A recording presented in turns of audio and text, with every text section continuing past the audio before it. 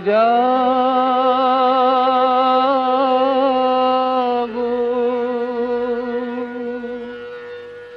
জাগো দুর্গা জাগো দশ প্রহরণধারী দেবতা দেবতাগণ।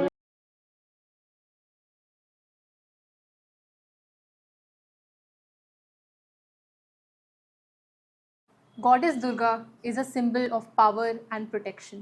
On this auspicious occasion of Durga Puja and Navratri, from what I have heard, Durga Chandipat and Durga Saptashati are two of the most powerful prayers that a common man can use to embody some of what she signifies in times of negativity, in times when fear overpowers. Can you please speak about what Durga Chandipat and Durga Saptashati is and what it means? उस context में बोलना चाहता हूँ कि where the new generation can understand this thing. बाकी इसकी explanation तो बहुत सारी अवेलेबल है।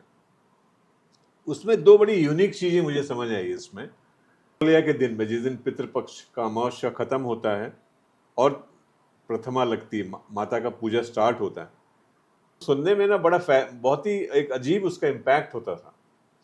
उसके वर्डिंग्स, जो लय हैं, माता के बारे में जो व्याख्या हैं, जो बताया जा रहा है, फिर हमें मालूम चला कि ये महिषासुर के साथ लड़ाई हो रही है, मतलब कोई एक नेगेटिव फोर्स के साथ में माँ के साथ में लड़ाई हो रही है और काफी लड़ाई होती। बाद में she won the thing and then that is the beginning of the Durga Puja period.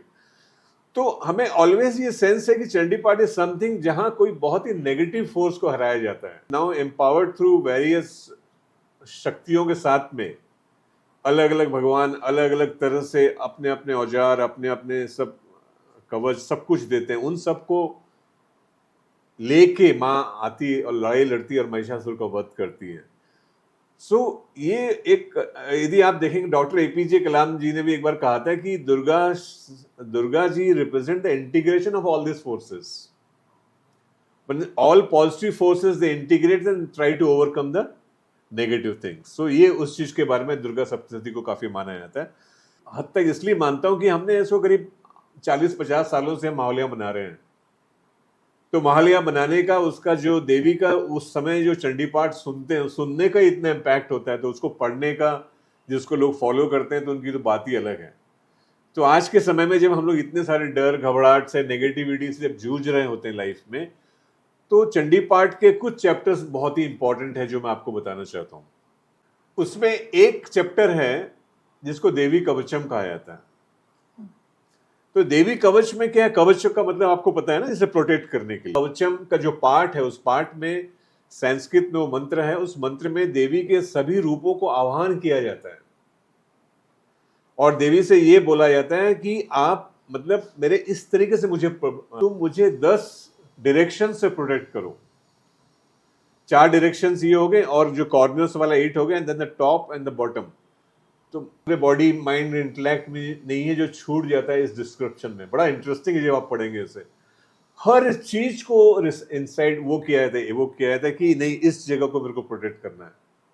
तो जब आप उसको पढ़ेंगे तो आपको लगेगा माई गॉड, ये तो पूरे हमारी हर चीज को प्रोटेक्ट करने के लिए हम अपने आप को एम्पावर कर रहे हैं, कवच को लगा रहे हैं। तो जब हम कवच को इस तरीके से पाठ करेंगे, इस तरीके से सोचेंगे, समझेंगे और इस प्रकार से माँ को कॉल करते हुए कवच का जब हम ऐसे पाठ करते हैं, तो उसका बहुत फायदा होता है।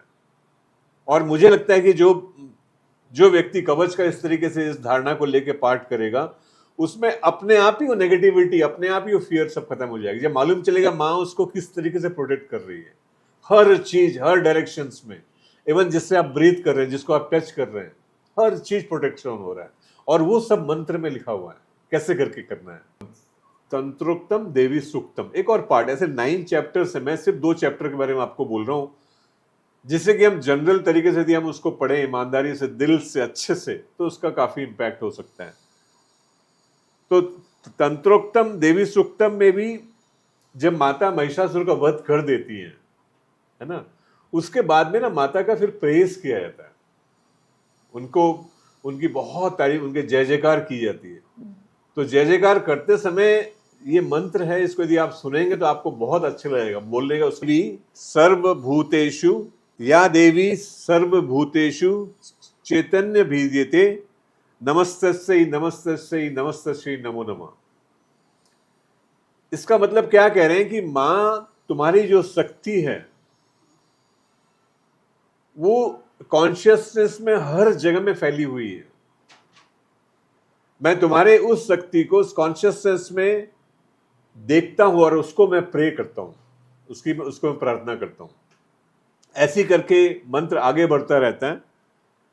फिर उसमें या देवी सर्वभूतेषु बुद्धि रूपेण स्थिता, मतलब मैं मां तुम्हारे इस शक्ति को तुम्हें बुद्धि के रूप में, हर जीव में बुद्धि के रूप में उसको मैं स्थापित करता हूं और उसको मैं प्रणाम करता हूं। समझ गए आप? इसी प्रकार से आगे चलता है, या देवी सर्वभूतेषु शांति रूपेण स्थिता, मैं आपको शांति के फॉर्म में स्थापित करता हूं और मैं उसको प्रे करता हूं। तो जब आप सबको फॉरगिवनेस करने के लिए, वो जो फॉरगिवनेस वाली जो सॉफ्ट पावर है, उसमें भी मैं आपको स्थापित करता हूं और मैं उसको पूछता हूं।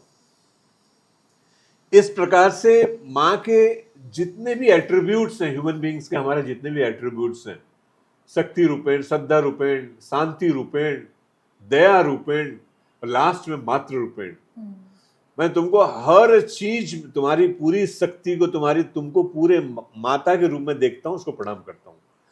तो इस प्रकार से जब हम अपने जितने भी ह्यूमन एट्रीब्यूट्स हैं, जितने भी हमारे ह्यूमन पर्सनालिटी के फीचर्स हैं, है ना, जितने भी चीजों से हम अपने आप को बताते हैं हम ऐसे हैं, जब हम उसमें एक डिविनिटी का सेंस लेके आते हैं और डिवाइन के फॉर्म में जब हम उसको लेके आते हैं, फिर उसको प्रे करते हैं, तो फिर उस चीज की वैल्यू बहुत ज्यादा मल्टीफोल्ड हो जाती है, जैसा मुझे लगता है।